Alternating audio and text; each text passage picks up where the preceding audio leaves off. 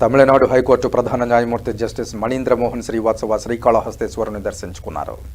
శ్రీ జ్ఞానప్రసూనంబ సమేత శ్రీకాళహస్తేశ్వరిని high court of Tamil Nadu chief justice Manindra Mohan Srivastava కుటుంబ సమేతంగా దర్శించుకున్నారు. వీరికి ఆలయాధికారులు సాదరంగా స్వాగతం పలికి అంతరాలయ దర్శనం, వేదాశీర్వచనం ఏర్పాటు చేశారు. ఈ కార్యక్రమంలో ప్రోటోకాల్ జేఈఓ మోహన్, ఆలయ జేపీఆర్ఓ రవి, స్థానిక ప్రోటోకాల్ జడ్జి శ్రీనివాస నాయక్, జడ్జీలు బేబీరాణి, కోర్టు సిబ్బంది పాల్గొన్నారు.